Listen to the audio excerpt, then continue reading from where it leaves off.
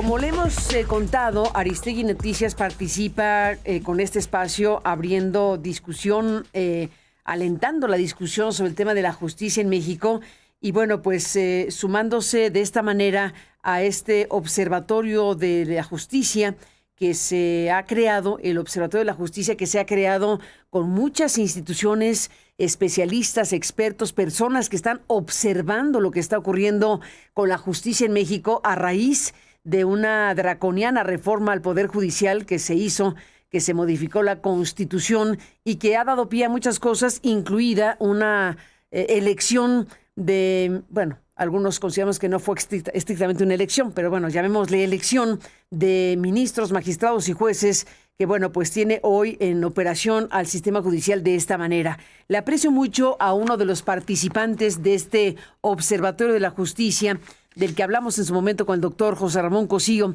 y que fue iniciativa del TEC de Monterrey, pero que se han sumado muchas organizaciones e instituciones como el ITAM, del cual forma parte Julio Ríos Figueroa, que es profesor titular del Departamento de Derecho del ITAM precisamente, y que en este marco de cosas está en el estudio esta mañana. Bienvenido, Julio. Gracias por tu presencia. Muchas gracias. Gracias por estar aquí en un puente con motivo precisamente de la Constitución. En un puente del 2 de febrero, además de ser Día de la Candelaria, pues también es el Día de Asueto con motivo del 5 de febrero, que es en donde estamos conmemorando a la Constitución mexicana. ¿Qué tanto se puede decir a partir de las reformas que ha vivido la Constitución mexicana? Bueno, muchísimas a lo largo de más de 100 años, pero en los últimos tiempos, ¿y qué tipo de evolución constitucional estamos viviendo en México? A ver, mira, vamos a conmemorar esta semana que viene el aniversario número 109 de la Constitución. Es una de las constituciones en funciones más longevas del mundo. En general, las constituciones duran un promedio de 25, 30 años, ¿no? O sea, cada 25, 30 años hay cambio de constitución. Hay un estudio ahí padrísimo que hicieron unos profesores, Tom Ginsburg y Elkins, tienen todas las constituciones del mundo, cuándo fueron promulgadas y cuándo hubo cambio de constitución. Y la mexicana está junto con la de Estados Unidos y me parece que la de Nueva Zelanda dentro de las más longevas. O sea, es una constitución que lleva mucho tiempo vigente. Y también una cosa interesantísima, ahí sí en contraste con la Constitución de los Estados Unidos, la mexicana es campeona en reformas.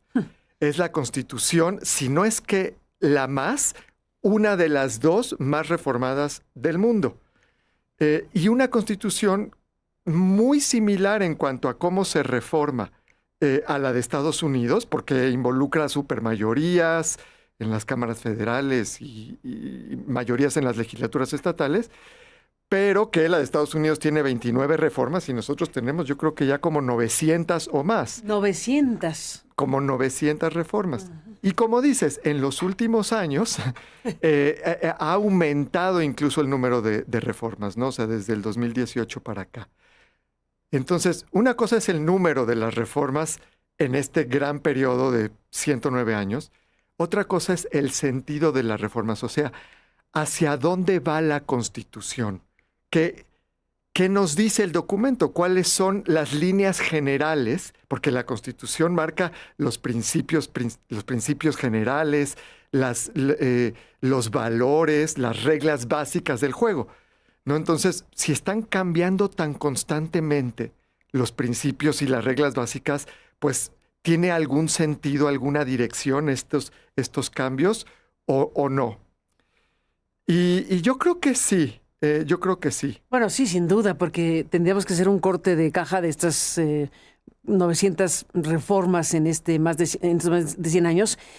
Yo creo que tendríamos que tomar como punto de partida el periodo que podemos identificar más claramente como transicional del viejo régimen o del régimen conocido históricamente en México y lo que fue un periodo tardado, transicional, que duró varias décadas y que fue construyendo un tipo de andamiaje institucional de cierto tipo, mismo que está, todo indica, en sentido contrario, en una regresión. Sí, yo creo que más o menos a partir de los 70s, y los que estudian esto, digamos, ponen la fecha en la reforma política de 1977 De Reyes Heroles. de Reyes Heroles, a partir de ese momento hay una serie de reformas que van, digamos, aplanando el camino hacia una transición tanto económica como política, ¿no? Veníamos de un régimen de partido, de transición hacia la democracia y es una economía de mercado, ¿no? Veníamos de un régimen de partido hegemónico que había plasmado en la Constitución las reglas que le permitieron una estabilidad de muchos años. Y se fue desmontando poco a poco. Un tipo de estabilidad. Un tipo de estabilidad, pero bueno, comparado con países de América Latina, una estabilidad envidiable, o sea, estabilidad política y económica se empezó a romper justamente en esos mismos años, ¿no? En los 70s, 80s.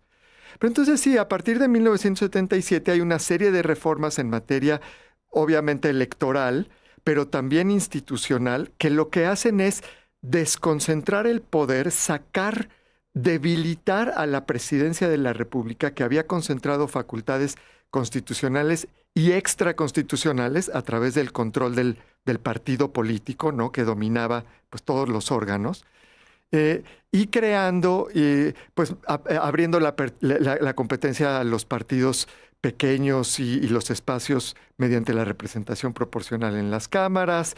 Después vamos a tener estas reformas, por ejemplo, la judicial de 1994, la reforma a los municipios, las reformas en términos de los ejidos, del régimen federal. O sea, se fue desconcentrando el poder.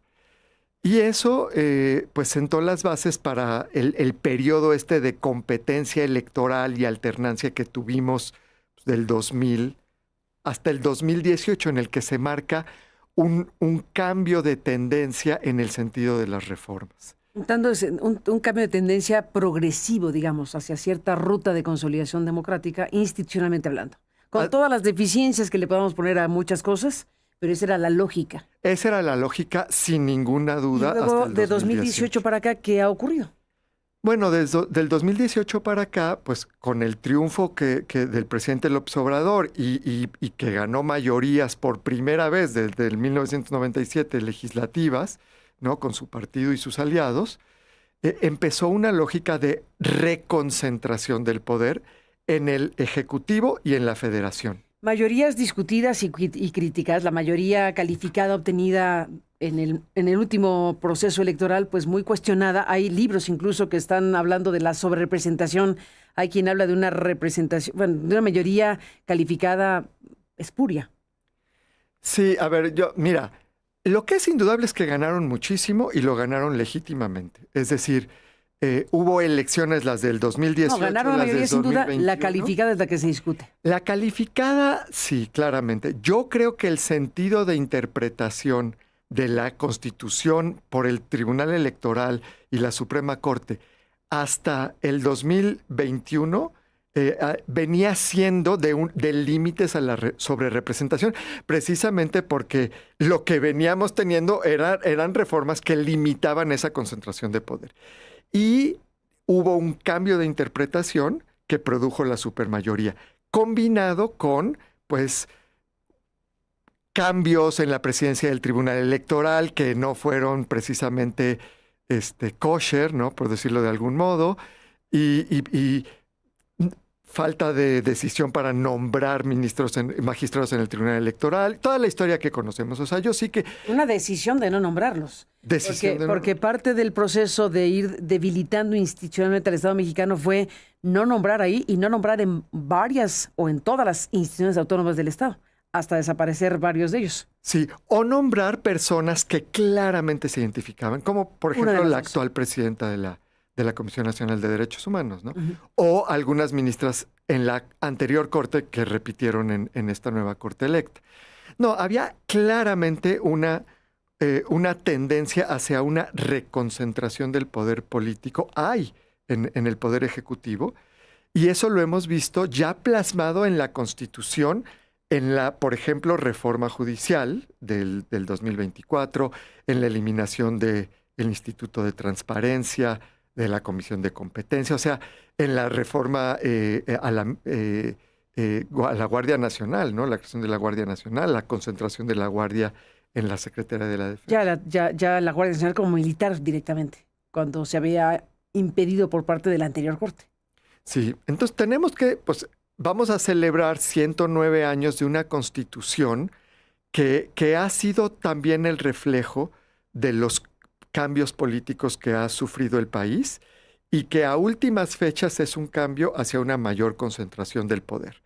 Ahora, esta nueva concentración de poder convive con elementos de la vieja constitución en sentido económico. O sea, muchas de las reformas económicas hacia una economía más abierta de competencia no se han cambiado, pero sí lo político. Entonces, tenemos una cosa, una como Frankenconstitución. Las constituciones son siempre documentos políticos que, digamos, incluyen estos valores y reglas fundamentales que yo mencionaba, pero que también incluyen las negociaciones políticas del momento. O sea, no son documentos, digamos, consistentes y perfectamente coherentes. Reflejan las negociaciones políticas fuertes en el momento. Pero hay momentos en donde la inconsistencia, la incoherencia puede ser mayor y los órganos encargados de resolver estas inconsistencias o de digamos, de hacer manejables estas inconsistencias o incoherencias son precisamente, por ejemplo, los jueces. El problema es que ahora tenemos esta Frankenconstitución con una Suprema Corte y un Poder Judicial entero que fue parte, digamos, de los órganos que fueron retomados a la órbita que fueron retomados y llevados a la órbita de la influencia del grupo gobernante cercano. Entonces, ¿quién sabe cómo se van a resolver los conflictos que van a resultar, sin duda, entre distintos actores políticos, económicos y sociales, con una constitución que tiene muchas inconsistencias y que no tenemos un árbitro independiente? Escribiste en diciembre del 25, al cerrar el año pasado, este texto en Nexos que se llama Mapa para navegar la incertidumbre judicial. Cuéntanos de esto. Es un poco esto, ¿ves? Es que los jueces independientes lo que hacen, pongo en ese artículo una imagen que a mí me gusta, que es el papel de los jueces lo podemos entender como, como digamos, actores que van completando un rompecabezas interminable en donde las nuevas piezas, que son la resolución de los conflictos, tienen que, digamos, embonar con lo que ya tienes y eso te va permitiendo una proyección de hacia dónde va la cosa. O sea, las piezas deben de tener un cierto sentido.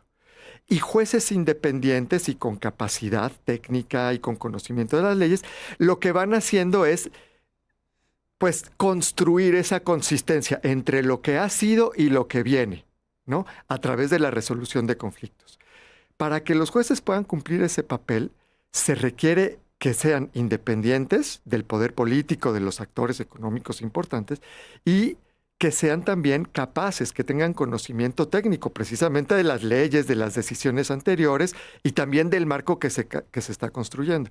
Cuando se pierden estas dos características, independencia y capacidad, pues tienes jueces que van a empezar a poner piezas que no embonan o que son de un color distinto. Si en el mapa tú estabas dibujando al parecer un mar y de repente tienes piezas rojas, o sea, es decir, va habiendo ciertas inconsistencias que impiden la proyección de expectativas y por lo tanto generan incertidumbre en todos los actores. Y yo creo que ahí estamos. En todo lo de la renegociación del Tratado de Libre Comercio, por ejemplo, entonces, los actores quieren mantener el tratado, pero quieren certidumbre, quieren tener elementos para poder saber si invertir, por ejemplo, o no, los económicos, con una proyección de años, porque tú inviertes hoy, vas a lidiar con esa inversión y en todo caso, si te va bien o te va mal, será en unos años. Y para eso tienes que poder proyectar qué va a suceder. Y cuando la Constitución es inconsistente y los actores no son independientes o perdieron capacidad, pues no hay quien provea esa construcción, digamos, hacia el futuro de las expectativas de los actores. Ni más ni menos, pues nos dejas con todo esto dando vueltas en la cabeza con lo que nos estás planteando, Julio Ríos Figueroa. Te aprecio mucho que estés aquí para hablar de todo esto y bueno, pues seguiremos muy de cerca este trabajo que han echado a andar personas como tú e instituciones como el ITAM y como el TEC de Monterrey y muchas otras que están formando parte de este Observatorio de la Justicia. Gracias por estar aquí en el programa. Gracias a ti, Carmen. Gracias, Julio, y buena semana para ti. Y gracias a usted que nos ha permitido